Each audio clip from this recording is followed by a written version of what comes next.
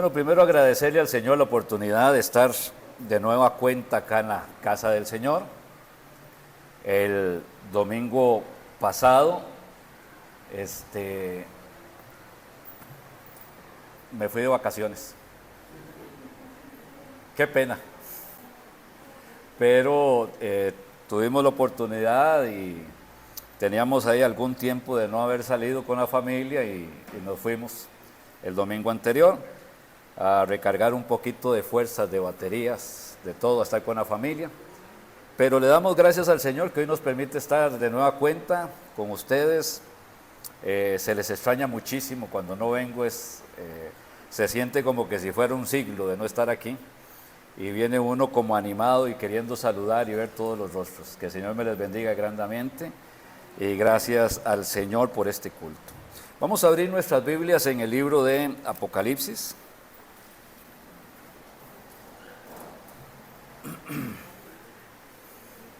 Libro de Apocalipsis. Hemos estado analizando un poquito lo que son los sellos, después del capítulo 6.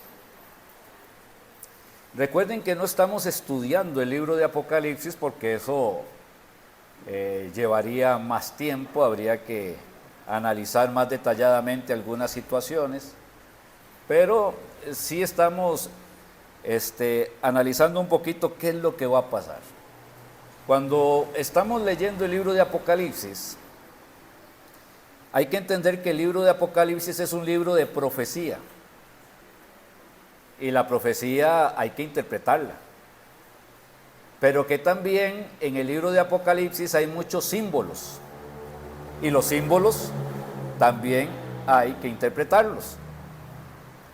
Por eso, cuando vamos a estudiar el libro de Apocalipsis, tenemos que hacerlo de manera muy responsable, muy tomados de la mano del Señor, para no llegar a hacer conjeturas que vayan a contradecir la Biblia.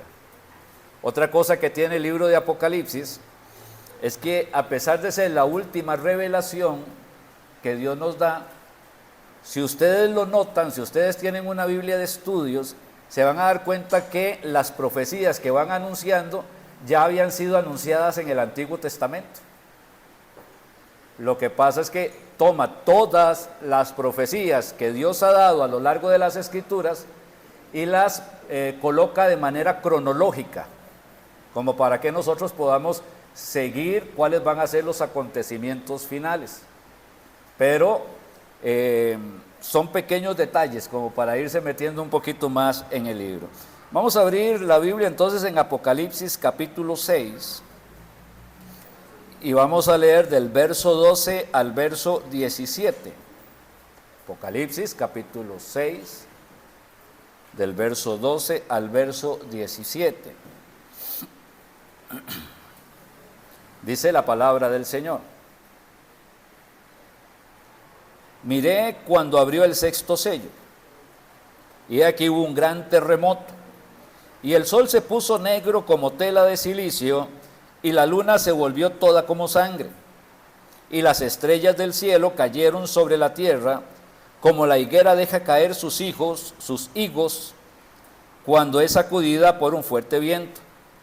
Y el cielo se desvaneció como un pergamino que se enrolla, y todo monte y toda isla se removió de su lugar. Y los reyes de la tierra, y los grandes, los ricos, los capitanes, los poderosos, y todo siervo y todo libre, se escondieron en las cuevas y entre las peñas de los montes. Y decían a los montes y las peñas: caed sobre nosotros y escondednos del rostro de aquel que está sentado sobre el trono y de la ira del Cordero. Porque el gran día de su ira ha llegado, y ¿quién podrá sostenerse en pie? Y aquí tenemos una cantidad de enseñanza que llevaría mucho tiempo poder analizarla por completo, así que tenemos que tomar algún punto de la enseñanza para sacarle provecho el día de hoy. Vamos ahí al verso 12, dice: miré cuando abrió el sexto sello, y hubo un gran terremoto, y el sol se puso negro como tela de silicio, y la luna se volvió toda como sangre. Y quedémonos ahí por un momento. Cuando yo leo el libro de Apocalipsis, si usted lo lee con calma, se va a encontrar que aparecen varios terremotos a lo largo del libro. Este es uno de ellos. Ahora, este es un terremoto fuerte, no es cualquier terremoto. Es un terremoto diferente a lo que ha sucedido en la historia. Es un terremoto que va a causar bastantes estragos. Y sin embargo, más adelante va a haber un terremoto más fuerte que este.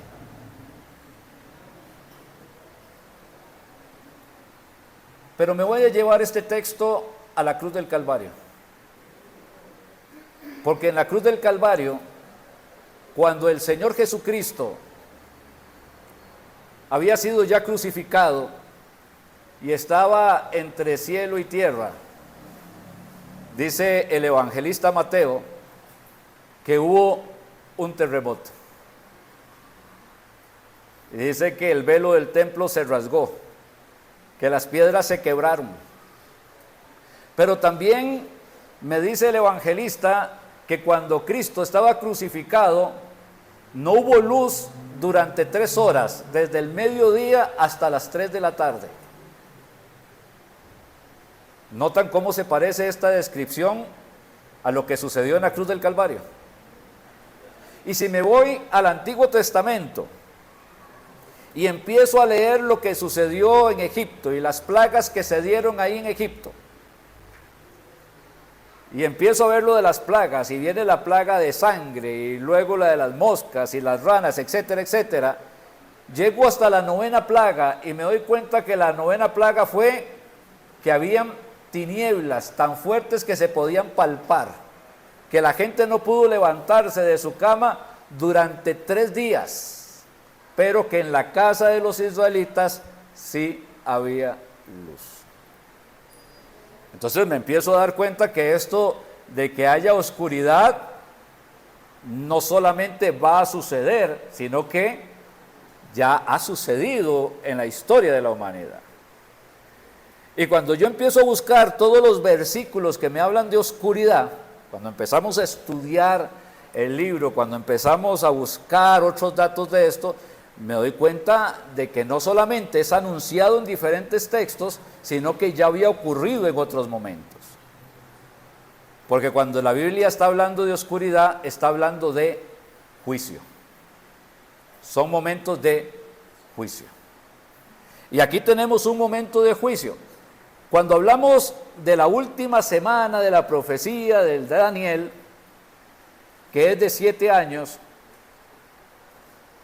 a los 3 años y medio puntualmente es que va a ocurrir esto. Este hace el parteaguas, divide la tribulación en 2 y la divide con un terremoto y la divide con oscuridad. ¿Qué es lo que está anunciando entonces aquí la palabra del Señor? Que vienen fuertes juicios sobre la tierra. Ok. Algunas personas podrán decir, ¿por qué un Dios bueno va a castigar la tierra tan severamente como dice el libro de Apocalipsis? ¿Por qué un Dios que es amor va a castigar la tierra tan severamente como dice el Apocalipsis? ¿Por qué un Dios que es misericordia, que es gracia, va a castigar la tierra de la manera que dice el libro de Apocalipsis? Y mi querido hermano, le puedo decir que Dios sigue siendo amor, Dios sigue siendo misericordia, Dios sigue siendo gracia. Él no lo deja de ser. Pero también Él es el juez de toda la tierra. Dios ha estado clamando a lo largo de más de 2000 años a una población que en lugar de arrepentirse se vuelve irreverente, profana, a una población que poco a poco ha llegado a estar como en los días de Noé o como en los días de Sodoma, y nunca, jamás en la vida hubiésemos pensado llegar a ver lo que estamos viendo en nuestros días en la sociedad. Nunca, jamás. Para nosotros leer lo que pasaba en Sodoma era un acto increíble. ¿Cómo es posible que todo un pueblo estuviera tirado hacia la homosexualidad y los que no eran homosexuales aplaudían y estaban de parte de ellos y no pasaba nada?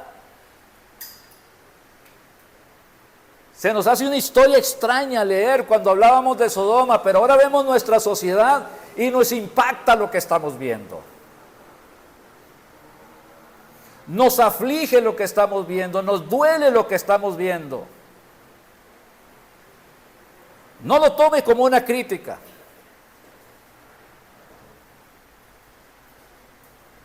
Pero un Dios maravilloso y glorioso que dice que la homosexualidad para Él es abominación. Y está viendo una sociedad llena de abominación, porque los que son menos gritan más y parece que son muchos. Y vemos a un montón de gente que aunque no practiquen el homosexualismo, están de acuerdo y no les importa que la sociedad lo haga o lo deje de hacer. Entendemos entonces que Dios, el Dios Todopoderoso, de la misma forma que bajó a ver qué era lo que estaba pasando en Sodoma, pues también está atento qué es lo que está pasando en nuestros tiempos. Y no solamente eso, sino que para poner la sociedad en una situación más grave, es una sociedad asesina, criminal, fría, que asesina millones de niños en el vientre de sus madres.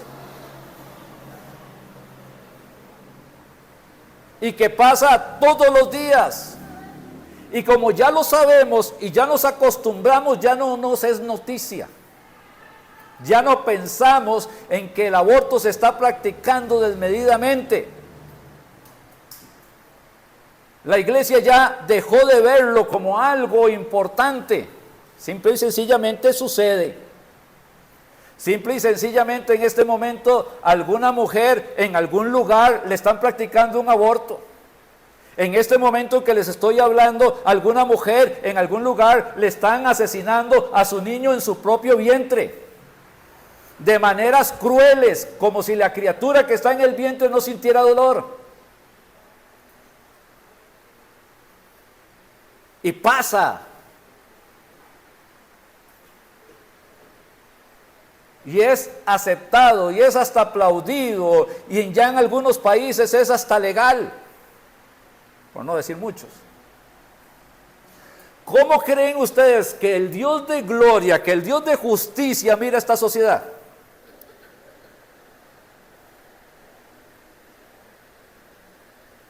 Que los aplaude.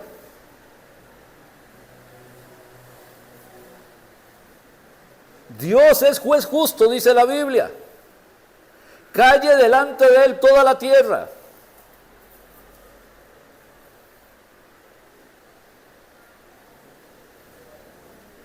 Por eso es que hay un juicio en la tierra.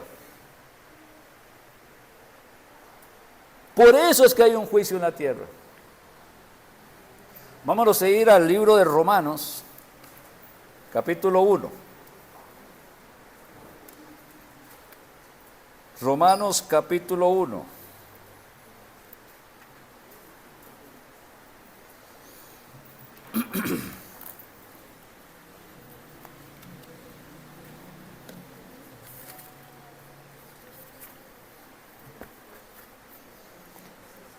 Vean lo que dice el verso 18.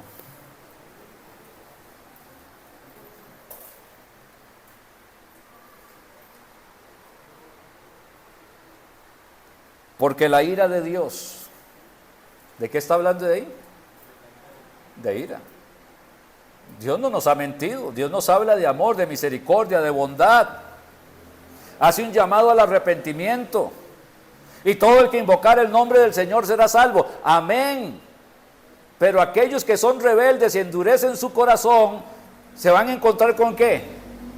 con la ira de Dios. Y Dios lo anuncia, porque la ira de Dios se revela desde el cielo. Lea lo que dice Apocalipsis: las estrellas caen, todo se pone oscuro, etcétera. Todo lo que va a pasar ahí después del capítulo 6. Se revela desde el cielo contra toda impiedad e injusticia de los hombres que detienen con injusticia la verdad. Hacen un plan. Yo sé que algunos han escuchado esto del plan 2030 y ya no les dio el tiempo. La idea era que los diferentes gobiernos aprobaran de manera legal lo que era el aborto y el homosexualismo, el matrimonio entre personas del mismo género. Pero todo tiene una idea: detener la sobrepoblación, según ellos. Y todo iba funcionando hasta que se encontraron con un problema. Y el problema que se encontraron son los evangélicos. No contaron con que los evangélicos, que parecen silenciosos y que nadie se da cuenta de que existen y que parecen que están divididos, tienen algunos aspectos de moral divina en común. Y entre ellos está oponerse a estas cosas que son abominables. Y como había evangélicos hasta dentro de las partes del gobierno, entonces les ha costado pasar las leyes, y eso ha sido una dificultad para haber alcanzado todavía mayor abominación. Con todo y eso sabemos que sigue pasando. Sabemos que siguen luchando. Ellos tratan de detener con injusticia la verdad. Tratan de decir los evangélicos: la moral de los evangélicos nos aflige, nos estorba. Tenemos que hacer algo contra los evangélicos, y de una u otra manera tratan de infiltrarse dentro de las iglesias para cambiar la moral de la iglesia.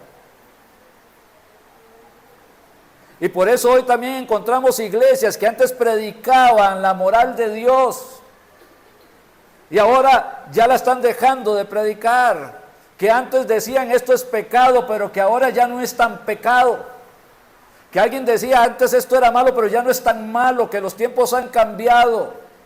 Lo que pasa es que Dios no cambia. Es fácil poder ser de una iglesia evangélica que camine de una mano con el mundo y sienta que está bien con Dios. Pero Dios dice: no os engañéis. No nos engañemos a nosotros mismos. Dios no cambia. Lo que Dios llamó pecado hace 10 años era lo que era pecado hace 100 y hace 1000, y desde que creó los cielos y la tierra. La iglesia tiene que volver a entender que representa al Dios de la verdad, al Dios de amor, al Dios de la perfección, al Dios que no le agrada el pecado.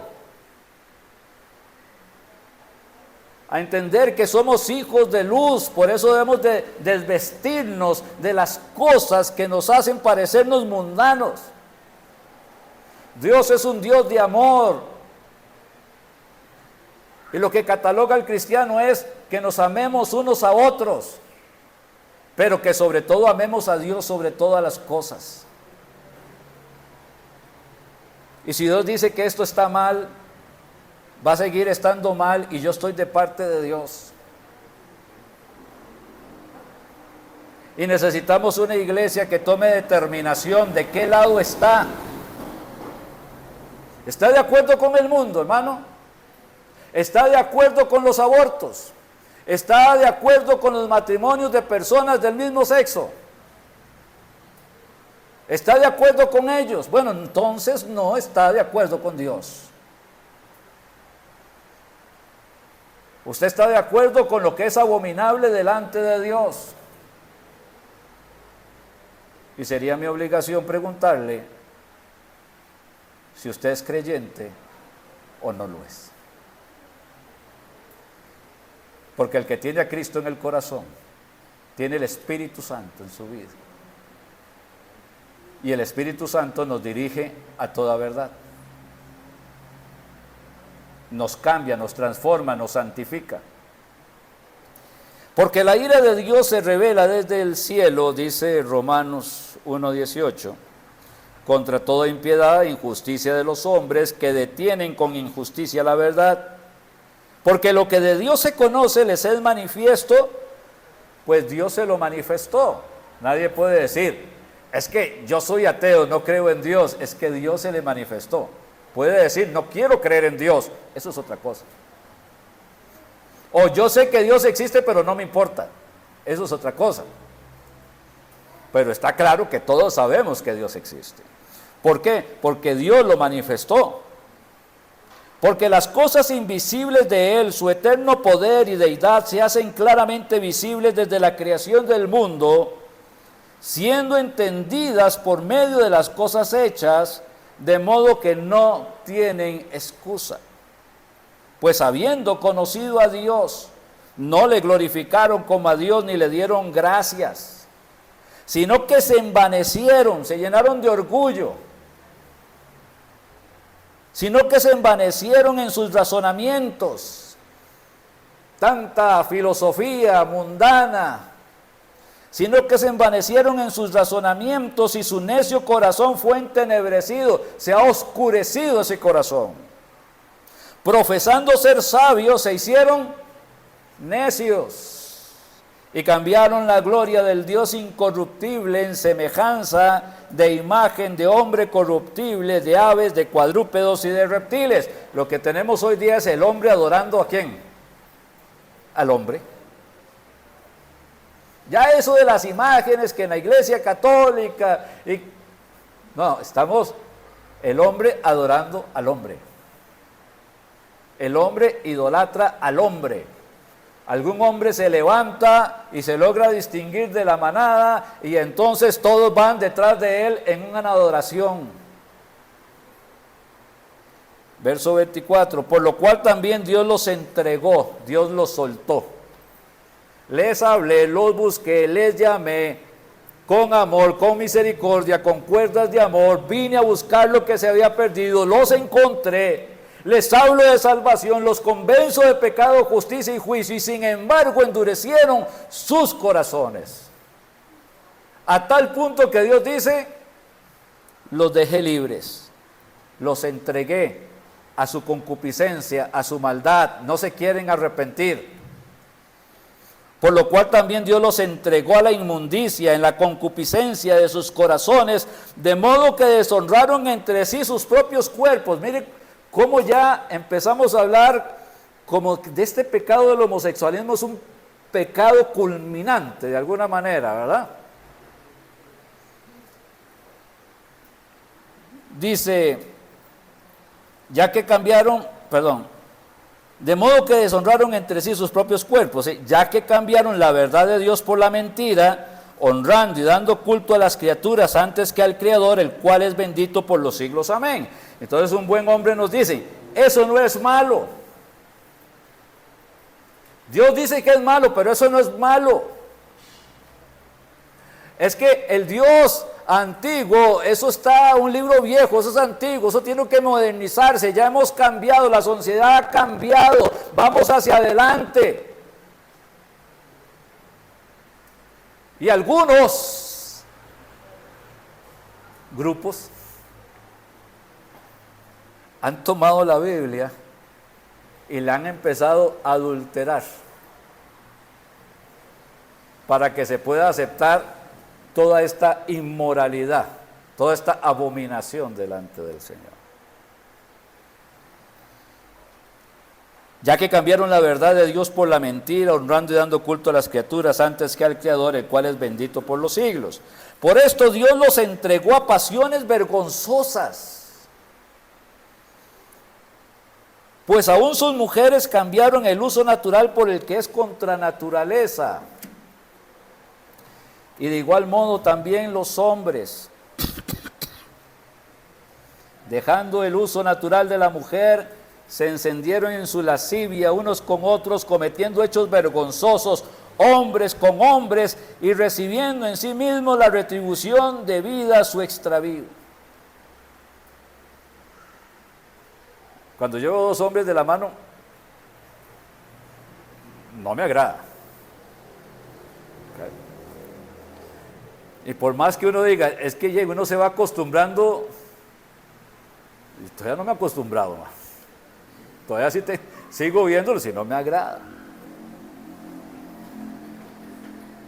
Pero cuando escucho que el homosexualismo sigue avanzando y que trata de meterse dentro de la mente de los niños, hay un programa de Drag Queen, creo que se llama, donde los hombres se visten de mujeres pero de manera exagerada, con pelos y qué sé yo, y los llevan en Estados Unidos a las escuelas para que le hablen a los niños. ¿Qué le parece?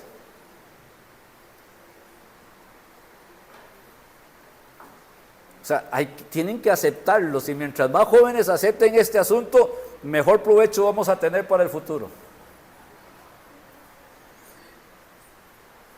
Y no falta el niño que le preguntó a uno de estos y le dijo, es que yo nací hombre, pero al final no sé si soy hombre o soy mujer. Y le dice, bueno, el tiempo nos dirá. Esa es la respuesta que les están dando.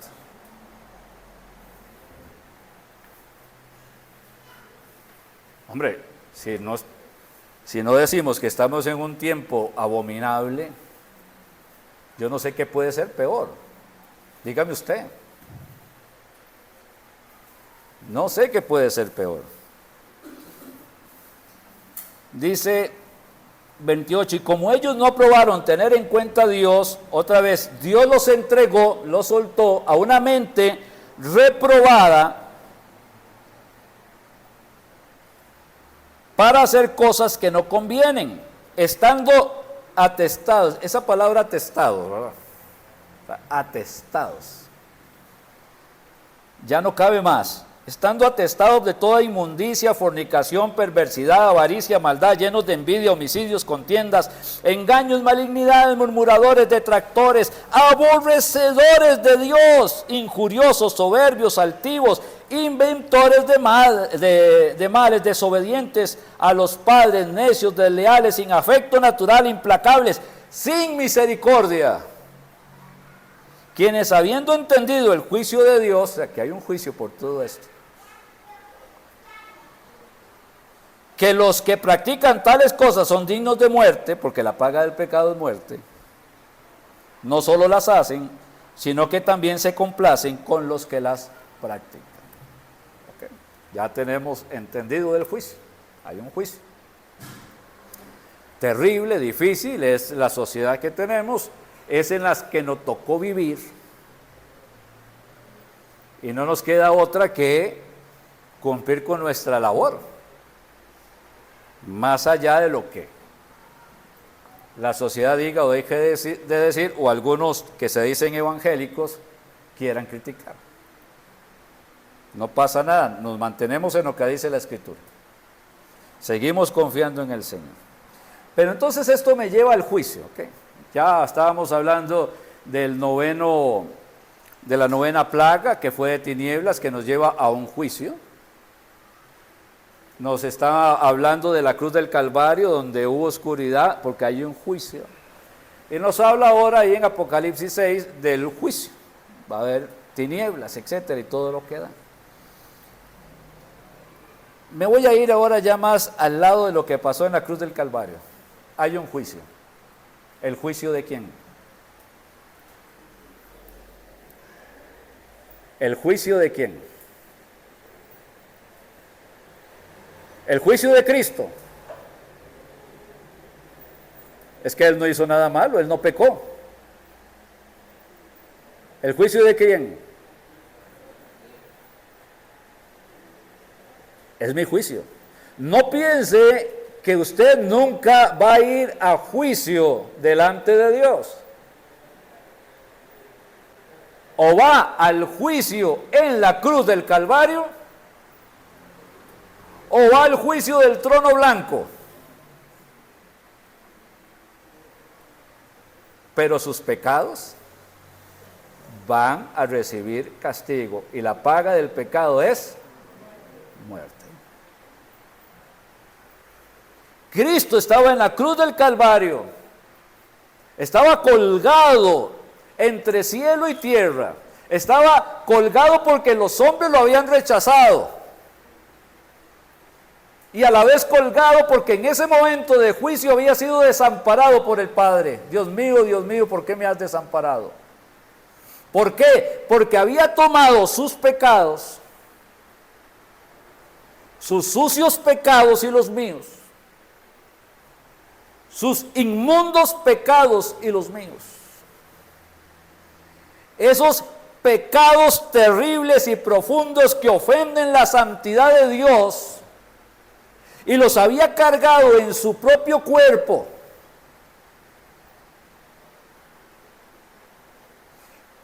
Para recibir la ira de Dios sobre ese cuerpo, el juicio de Dios.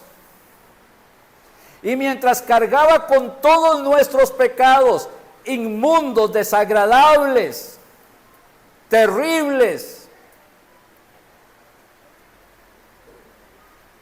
el Padre tuvo que desampararlo.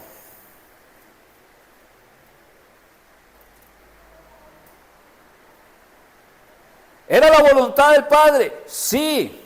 ¿Estaba planeado desde antes de la fundación del mundo que sucediera? Sí, pero en el momento en que se dio, era una situación terrible para la santidad de Dios. Cristo, el Señor Jesús, su humanidad, estaba cargando con todos nuestros pecados. Por eso es que no entiendo cómo algunas personas que se dicen cristianas son adoradores de sus propios pecados. Es que yo antes era esto y aquí y allá, y lo dicen sin arrepentimiento, lo dicen con gozo, lo dicen con orgullo. El Señor dice que el que viene a Cristo, y como Cristo cargó por los pecados de todos para perdonarlos, por lo que Cristo hace en la cruz del Calvario, por lo que está sucediendo en esas 3 horas de profunda oscuridad, nuestros pecados son tomados de nosotros, quitados de nosotros y lanzados a lo profundo de la mar, y no se acuerda más de ellos. Pero es la obra de Cristo en la cruz del Calvario. El juicio, 3 horas de oscuridad, cargando el juicio.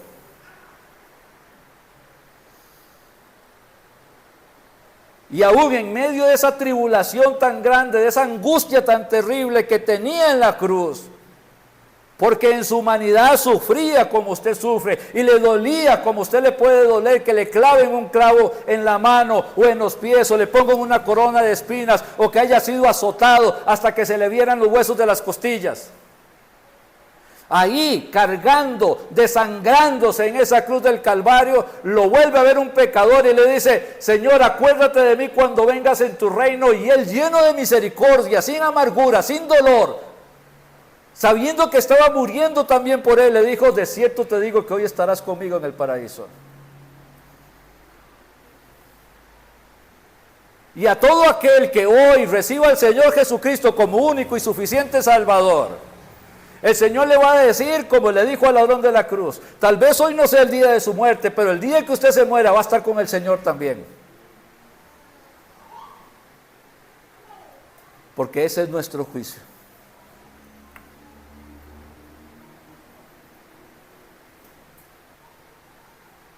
Porque ahora estamos en Cristo.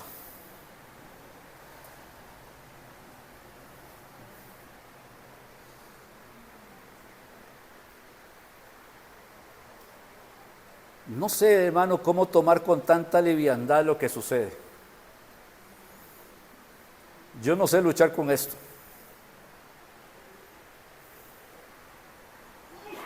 ¿Será que lo miro de una manera distinta?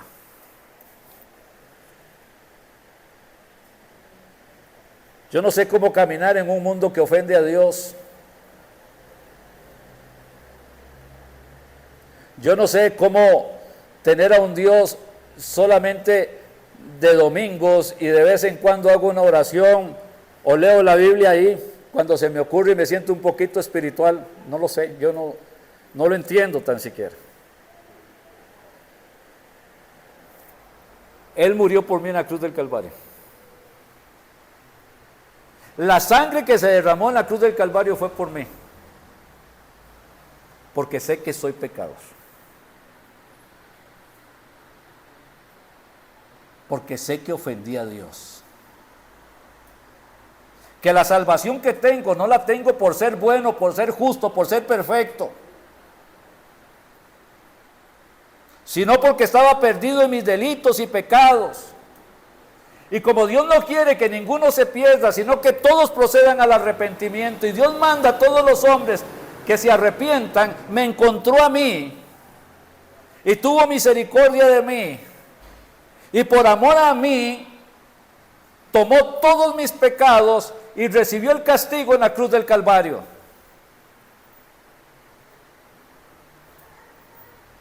No sé cómo caminar en este mundo sin agradecimiento a mi Cristo. Y cada vez que me puedo identificar con este mundo en alguna cosa, me siento traidor. De aquel que me amó. No tenía que hacerlo, yo merezco el infierno. Todos los pecadores merecemos la condenación. Pero lo hizo. Y por eso lo alabo.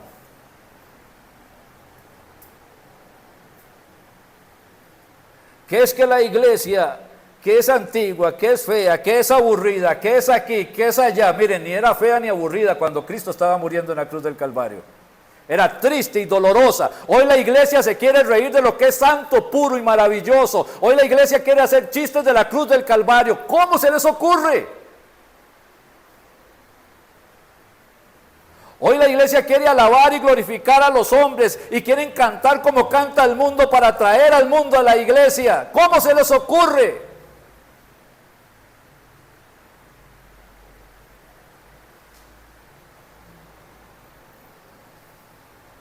Yo alabo a Dios por esas 3 horas de oscuridad, por ese terremoto, por ese juicio, por mi juicio.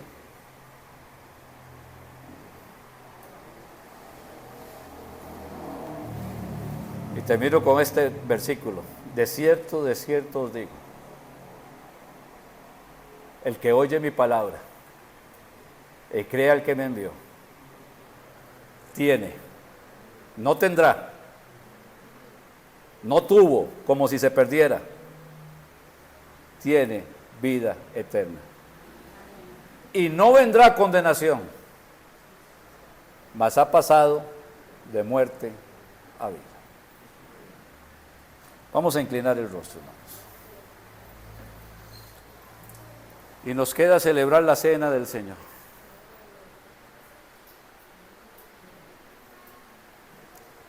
Si usted ama el mundo y si usted se identifica con el mundo, pregúntese si es creyente en primer lugar. No vaya a tomar la cena del Señor indignamente. Identifíquese con Cristo, con su salvación, con esa sangre derramada en la cruz del Calvario. Si no lo ha estado haciendo y sabe que es creyente, ahí en su corazón dígale: Señor, perdóname, perdóname, perdóname. Confieso mi pecado, confieso que no te he sido fiel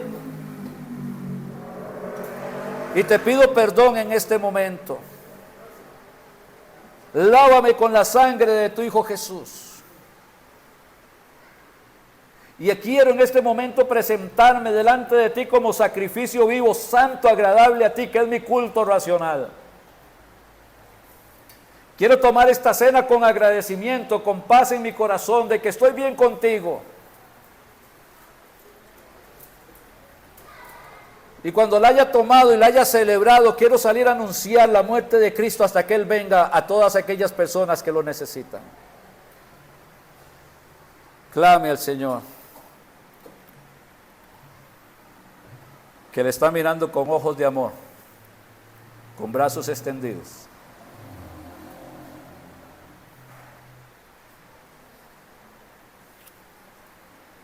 clame. Si confesamos nuestros pecados, Él es fiel y justo para perdonar nuestros pecados y limpiarnos de toda maldad.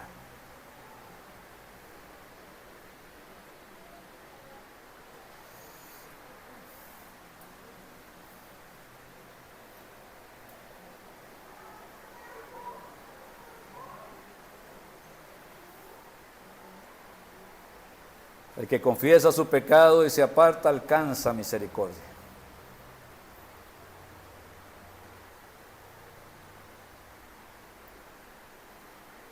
Y si ya ha confesado su pecado, los que ya lo hicieron y van a participar, por favor póngase de pie. Siempre en actitud de reverencia, póngase de pie. Si usted necesita seguir orando, siga orando, siga clamando, siga hablando con Dios.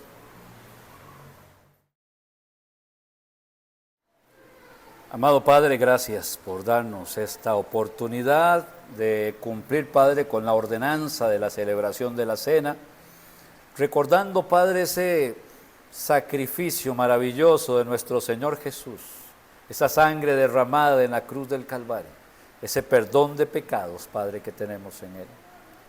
Gracias, Padre, por esta salvación tan grande que podemos celebrar en esta hora. Ayúdanos, Señor, a comprender el precio que se pagó por la salvación de cada uno de nosotros y a poderlo enseñar, Padre, a otras personas que necesitan a Cristo. Glorifícate, Padre, en cada corazón presente, te lo pedimos en Cristo Jesús. Amén y amén. Pueden pasar, hermanos. Grande es la fidelidad de Dios. Si yo soy infiel, Él permanece fiel. Bendito Dios.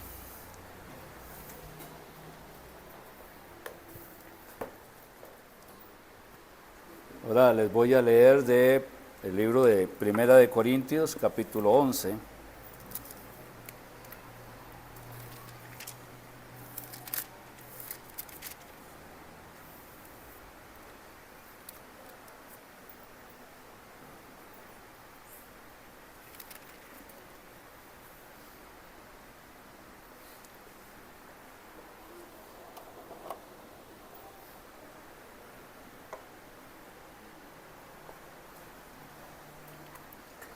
El día que ocurrió esto era una noche triste, quizá la más triste de toda la humanidad.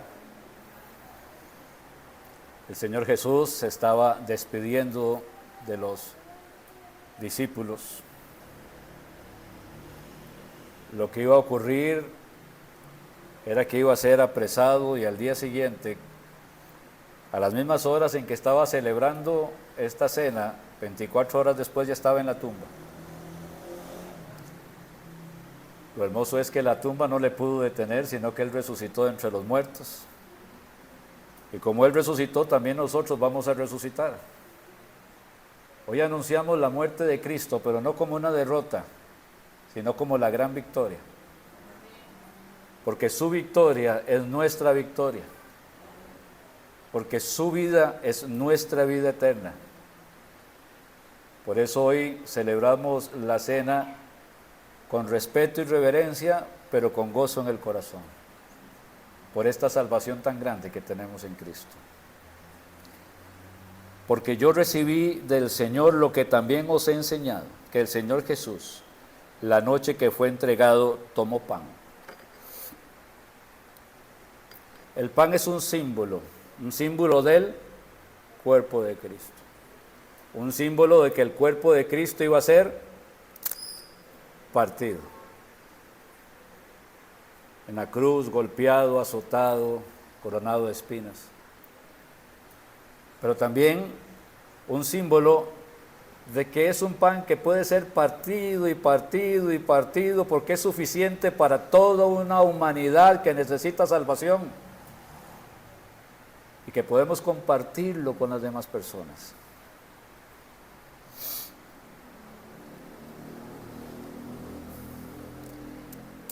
Y habiendo dado gracias, lo partió y dijo: tomad, esto es mi cuerpo, que por vosotros es partido. Haced esto en memoria de mí. Comamos.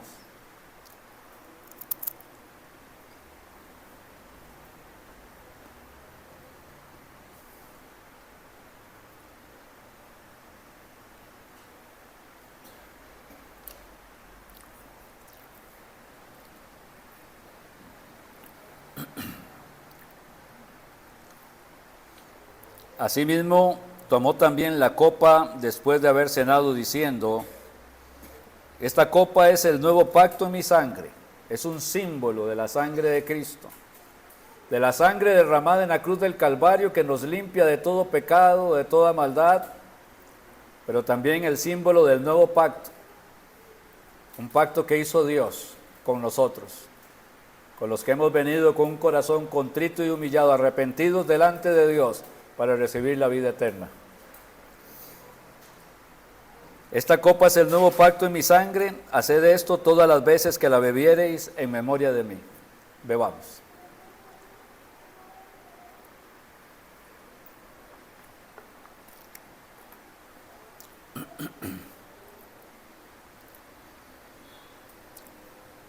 Así pues, todas las veces que comiereis este pan y bebiereis esta copa, la muerte del Señor anunciáis hasta que Él venga.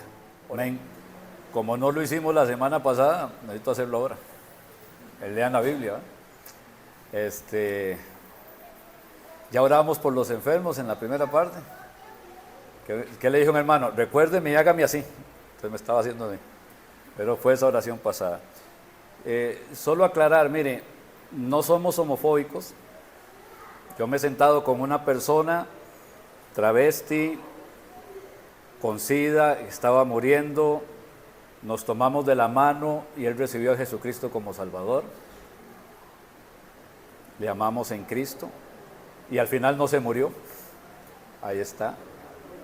He entrado a una cantina a buscar un amigo, más allá de lo que la gente pudiera decir, por amor al amigo. No estamos enojados con este tipo de personas. Una hermana en Cristo maravillosa que también pasó por el problema del aborto, pero se ha reconciliado con Dios en paz, no hay ningún problema. No estamos para despreciar a los pecadores, los amamos, pero no estamos de acuerdo con el pecado. Solo para entenderlo así. Que el Señor les bendiga y guarde, que el Señor haga resplandecer su rostro sobre cada uno de ustedes y tenga de cada uno de ustedes misericordia. Que el Señor alce sobre ustedes su rostro y ponga en cada uno de sus corazones paz. Levantamos las Biblias. No lo tenemos en la pantalla, pero lo tenemos en la mente. Lea la Biblia. Medito la Biblia. Practico la Biblia. Leo la Biblia. Medito la Biblia. Practico la Biblia. Porque es lo único que renueva nuestros pensamientos y nos permite andar por el camino de la bendición. Amén. Que el Señor los bendiga.